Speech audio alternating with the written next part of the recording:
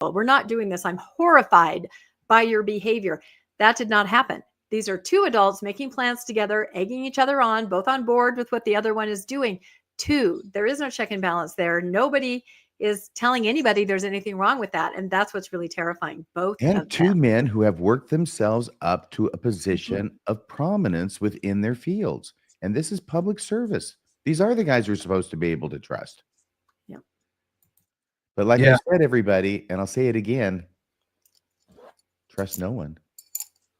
I know without a doubt that I can turn it over to Rebecca and know that it only goes up from here in terms of the morality of a story. So Hopefully. Rebecca, please, let's use your story to wash ourselves clean. Yeah, although I do have to laugh because RFM quickly put up this slide of my first story here about Benson Boone, and there was some concern in the chat. Somebody was saying, what was that? That was, somebody quickly clicked away from that. Yes, this is world pop star Benson Boone, and this picture is from Rolling Stone magazine, a reputable periodical. There is nothing wrong here.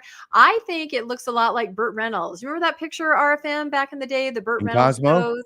Yeah, from Cosmo, the whole center field where he was laying back on when the he fur. was together with Dinah Shore. Yep, with Dinah Shore. That boy, all the details. Anyway, I think this is kind of a throwback to this. And this young man is 22 years old. This is Benson Boone, and you can probably guess from his first name, he is LDS, and I'm guessing probably maybe named after President Benson. I know people do that. He is confirmed, and this is a Rolling Stone article. He's no longer Mormon. And he spoke about his political beliefs. He said, there was a period of time when I really wanted to like coffee. So I guess that says to me, he's trying to be normal. But you may know his song, Beautiful Things. It was the most downloaded song in the world last year. I'm not going to play it because we'll get a strike. But if you want to Google it, you'll recognize it right away. Everybody uses it on their TikToks. Everybody uses it for everything to underscore it. So these are just he's so retro looking. The pictures I think are really, really interesting. It says, and this is from some different articles kind of put together, but he was in Rolling Stone. You're likely at least somewhat familiar with Benson Boone at this point, the crotch grabbing, back flipping, no shirt wearing 22-year-old singer-songwriter. Hell, his song Beautiful Things was the top selling single in the world last year. What you might be less familiar with is the fact that Benson was raised in rural Monroe, Washington. This is a very small area. This is kind of, I was raised in Washington State too, in a devout Mormon family. He even briefly attended Brigham Young University, which you might recognize from the viral TikToks where BYU students were asked about soaking, coffee, and so on. So yeah, they're trying to familiarize their audience with people at BYU. I saw a recent TikTok from BYU where they asked, it might even been UVU, they asked garment-wearing students, would you rather take your garment off or commit a crime? Can you guess what they said? Yeah, they said we'd rather commit a crime. Yeah, it seems like the message might be lost a little bit on them in that. But anyway, interesting. Let's see. Did I do that? Okay, next slide.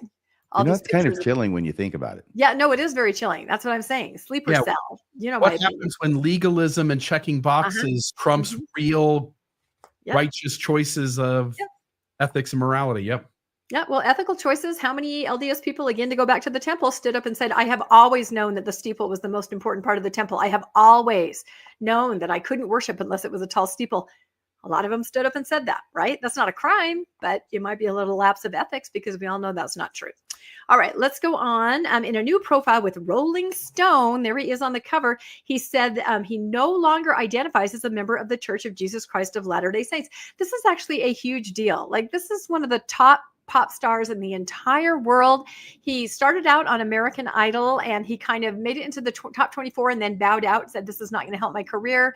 He went on from there. He was, took the Grammys by storm a couple weeks ago. He's huge. And here he is talking about Mormonism.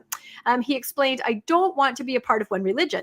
I have my own opinions. Some are from this religion. Some are from this religion. Some are from no religion at all. So he just wants to think for himself. There he is. It says, growing up, and keep in mind, this is in Rolling Stone for everybody to read.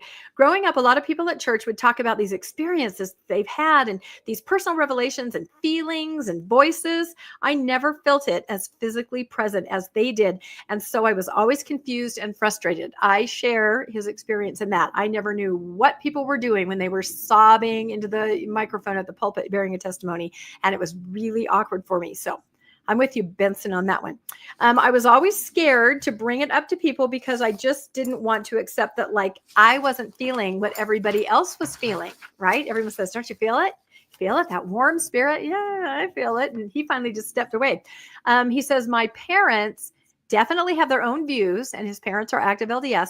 But when it comes to religion and God, they want me to figure it out on my own, he continued. And whatever I come to and whatever I feel right, that is what they want for me. So that is the parent of the 21st century. The parent of the 20th century that a lot of us grew up with would disown you for saying something like that. But his parents are like, you know what? You do you, Benson, and we'll work it all out.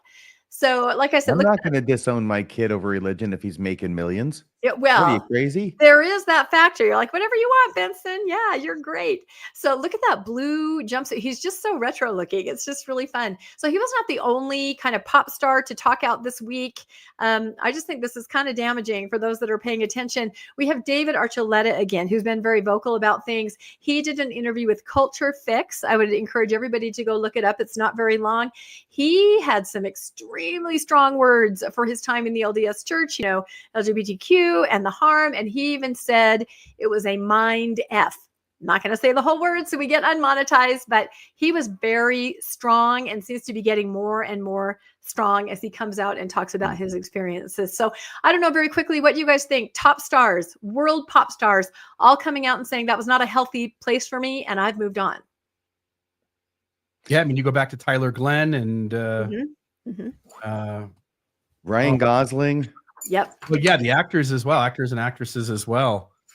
Dan Reynolds, Imagine Dragons, I think we mentioned, but it seems like high demand religion puts a lot of pressure. That's the whole reason it's called that. And that it also maybe creates sort of the artists who do music, who express themselves in very creative ways that the rest of us don't have access to. Often it's trauma and the stuff that happened to them that sort of opens up the window to that. So, you know, back in the 70s, we had some Mormon celebrities that we always pointed at in order to make ourselves feel better, but it doesn't seem like they kept blowing up and leaving the church all over the place.